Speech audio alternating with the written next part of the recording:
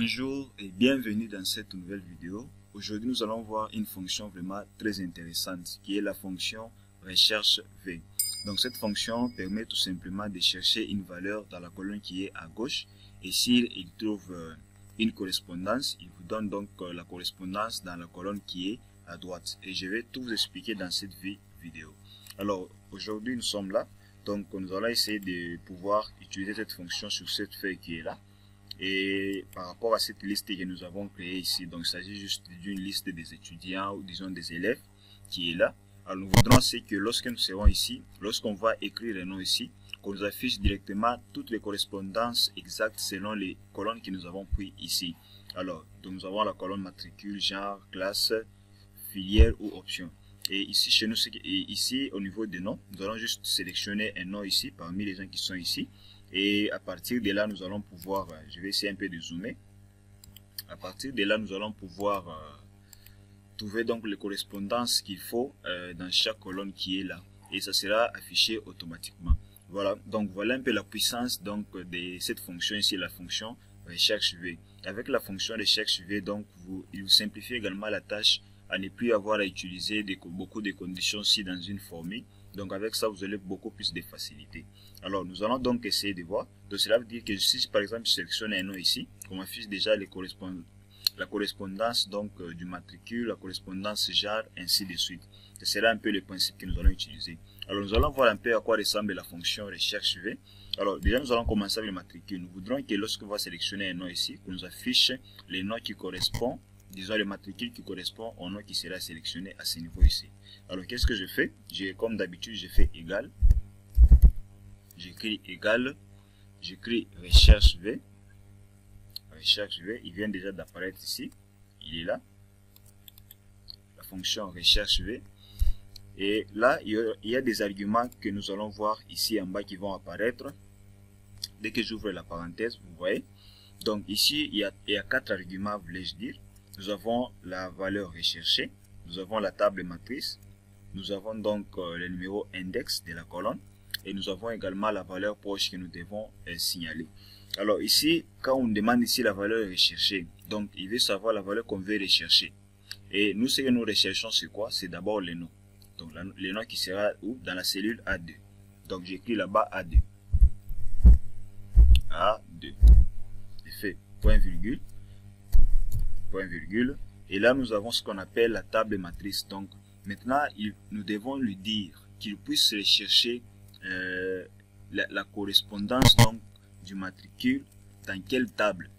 Donc lorsqu'il s'agit de cette valeur ici recherchée, qu'il puisse voir ça dans quel tableau. Et nous avons créé un tableau qui est de ce côté ici. C'est ce tableau ici. Nous voudrons qu'il puisse rechercher dans cette table de matrice. Donc notre table de matrice c'est quoi? C'est juste ce tableau qui est là. Et je vais sélectionner tout ce qui est ici comme tableau. Je vais jusqu'ici à la fin, je descends jusqu'ici en bas. Voilà. Donc nous avons notre table matrice. Donc en soi, c'est le tableau dans lequel nous voudrons rechercher la correspondance du nom que nous allons sélectionner. Donc je pense que vous avez compris. Donc si vous avez des difficultés avec cette fonction ici, n'hésitez pas surtout à me l'écrire en commentaire, je vais pouvoir vous assister. Alors je fais encore point virgule. Et là, vous voyez, il y a maintenant le numéro indice. Le numéro indice qui est là. Numéro indice maintenant, nous devons savoir les matricules sont dans quelle colonne. Et lorsque nous regardons ici chez nous, donc matricule est dans la deuxième colonne, donc le numéro indice sera deuxième colonne. Mais si on devait nous afficher les genres en fonction du nom qui sera sélectionné, là on devait écrire le numéro index 3 et ainsi de suite. Je crois que le principe vous avez compris. Alors là, je vais mettre 2 comme numéro indice. Je fais point virgule. Point virgule, voilà. Et là, on donne maintenant la valeur proche. Donc la correspondance, il y a la correspondance approximative, c'est-à-dire si ici une valeur se rapproche de ce qui est presque vrai. Et il y a la correspondance exacte. Là, vraiment, on doit nous afficher la valeur exacte de ce que nous cherchons. Alors nous allons prendre la correspondance exacte et non approximative, parce qu'il se pourrait qu'on puisse nous afficher un matricule qui n'est pas correct. Alors nous prenons la correspondance qui est là juste en bas. Je ferme la parenthèse. Je fais entrer. Voilà, bon, là il m'affiche des messages d'erreur. C'est parce qu'ici je n'ai pas encore sélectionné un nom. pour qu'il puisse trouver la correspondance. Mais il y a moyen de ne pas voir ces erreurs ici. Je crois que nous allons voir, si pas dans cette vidéo, dans la prochaine vidéo, nous verrons un peu comment enlever ces erreurs ici. Donc si c'est vide ici, qu'on puisse laisser vide. Alors je vais essayer de sélectionner un nom ici pour voir s'il va trouver le matricule automatiquement. Je prends n'importe, je prends par exemple celui-ci. Vous voyez, il vient de me donner le matricule exact. Donc CP001E. Et si on essaie de voir ici, Jules, il est là. Donc vous voyez, CP001E. Et si on voit ici, c'est la correspondance qui est là. Et je peux également changer de nom. Donc vous voyez, directement, il détecte donc le matricule de chaque élève. Voilà, donc vous voyez. Alors à ce niveau ici, nous allons également faire pour les autres qui sont là. Donc nous allons faire pour les genres, classes, filières ou options. Alors qu'est-ce que je fais? Je copie tout simplement le bout de code qui est là. Je copie tout simplement.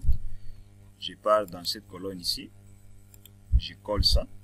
Et à la place ici des 2, je mets 3. Parce que genre c'est dans la troisième colonne. Donc le numéro index, ça sera ici 3.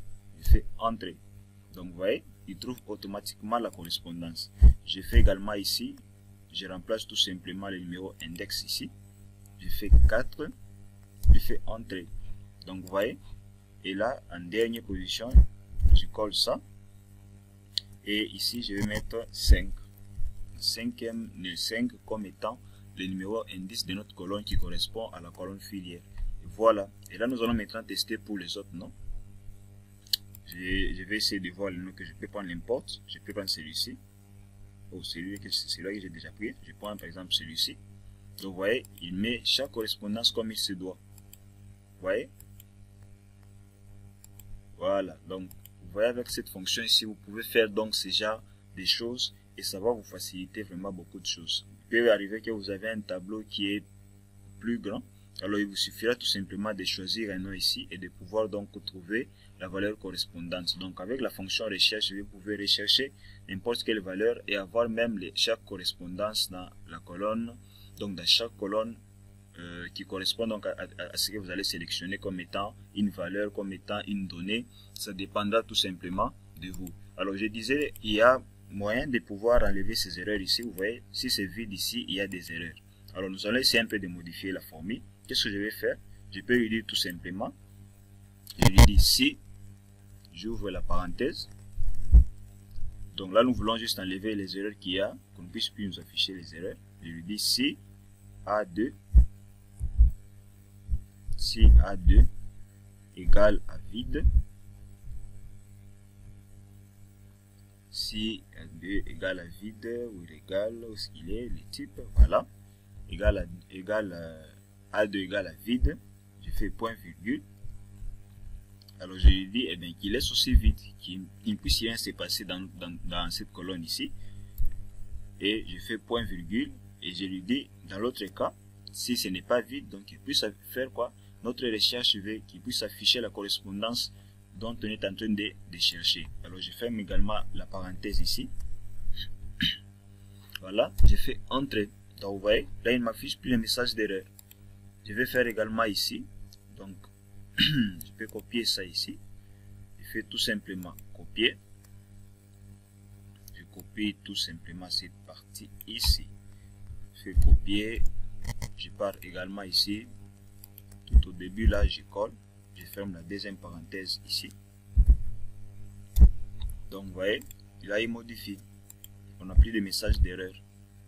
Et là je ferme encore la parenthèse là-bas. Je fais égal. Et en dernière position, je fais également celui-ci. Et je fais, je m'excuse, et je fais directement Entrée. Donc vous voyez, là si je cherche la correspondance, il m'affiche la correspondance, donc les correspondances qu'il faut. Si j'essaie de changer encore ici, eh bien on aura donc toutes les correspondances qu'il faut. Donc voilà un peu la recherche, voilà un peu à quoi va vous servir la recherche V. Et je crois que ça pourra vous aider. Et vous verrez même que vous n'aurez plus à utiliser souvent des conditions si pour pouvoir donc appliquer ce que nous faisons ici. Vous aurez juste besoin d'utiliser cette fonction ici, la fonction recherche V. Donc retenez, la fonction recherche V nous permet tout simplement de chercher une valeur qui est dans la colonne à gauche pour nous afficher la valeur correspondante dans la colonne qui est à droite. Donc, c'est tout simplement une façon pour vous aussi de rechercher les données et leur correspondance dans un tableau, ça dépendra de vous. Donc, voilà un peu à quoi va vous servir la fonction recherche V. Donc, n'hésitez surtout pas à me faire part des difficultés en commentaire. Je vais pouvoir vous assister pour que vous puissiez également vous en sortir et bien utiliser cette fonction ici. Alors, si vous n'êtes pas encore abonné à notre chaîne, n'hésitez surtout pas à vous abonner et cliquez sur la cloche de notification. Je reste également à votre écoute. Donc, n'hésitez surtout pas à me contacter. Je suis là pour vous. Alors, on se dit ciao et à la prochaine vidéo.